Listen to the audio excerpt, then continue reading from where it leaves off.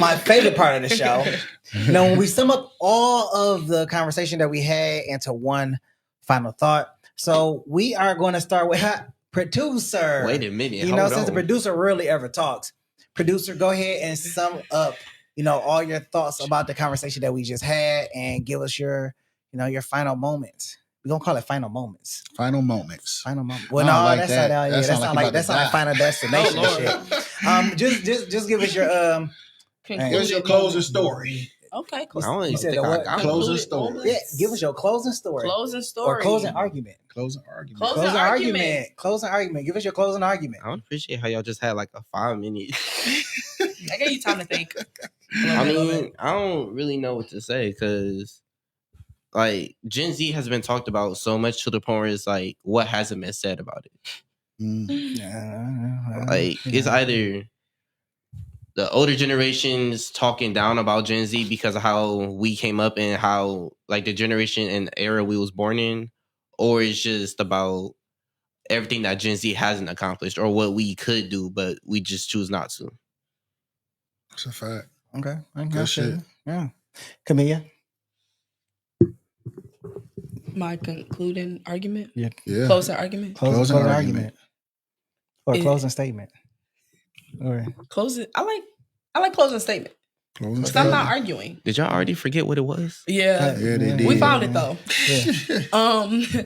So it seems like the Gen Z generation and the millennials will always have a difference in their views. Well, but Gen Z's, brother, this is my closing statement, sir.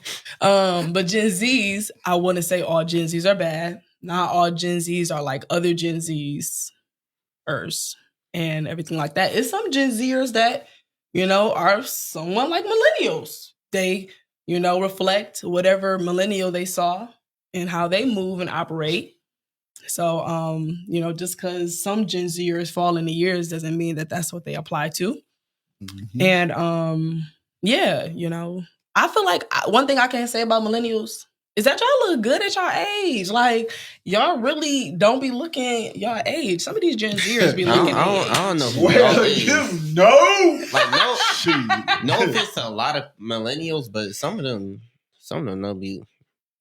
Yeah, some of them seen, all their life they had to fight. But some of them do look really y'all good. Good like, though. Y'all good.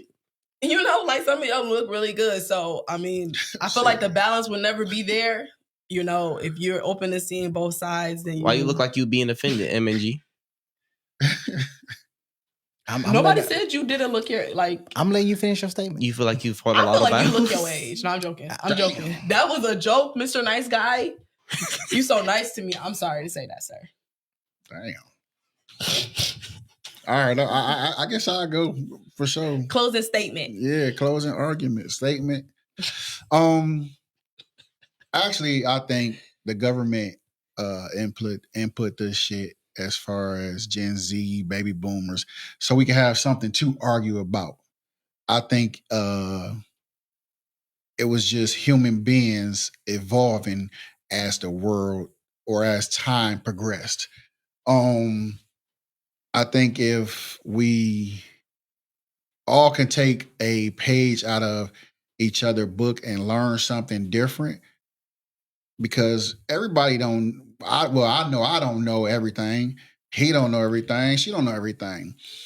I think if we all sit down collectively and write stuff down, we can come up with some major stuff, But since the government want to keep us separated, they have to throw something in to make us argue, or I'm not even gonna say argue, to have us disagreeing on, because if I disagree with you on this, I might not work with you because I think we always go disagree.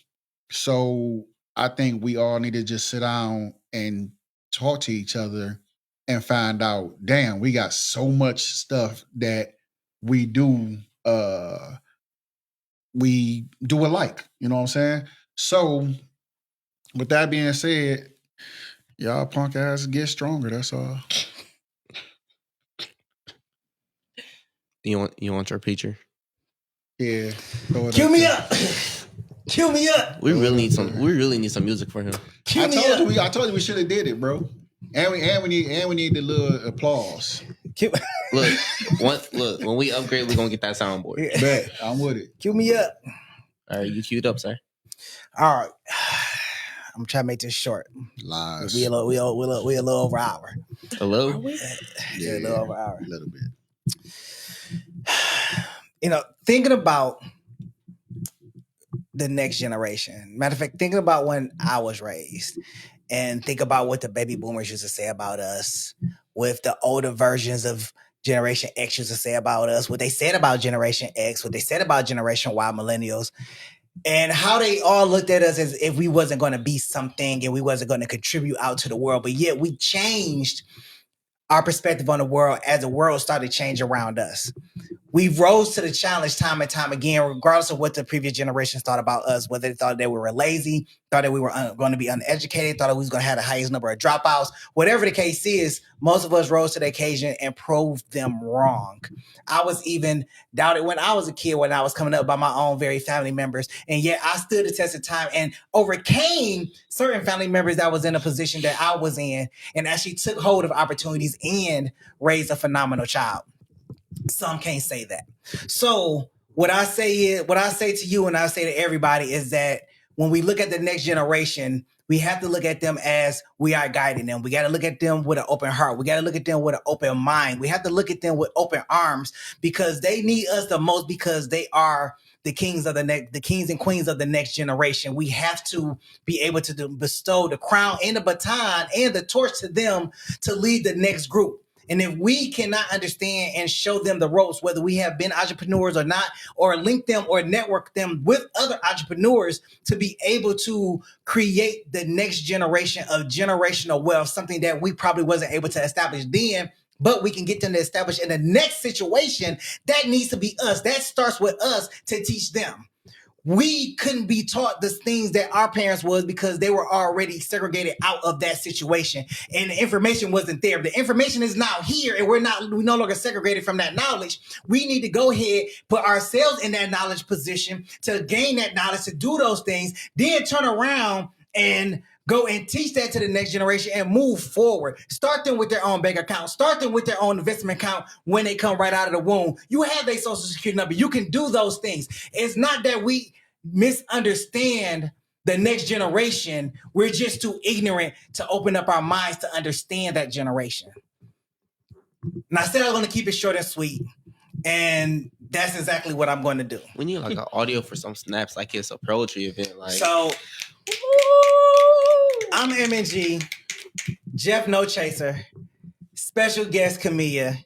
Hey, we'll catch y'all on the next go around. And producer, I got you, bro. I got you. Appreciate it. Peace. Holla.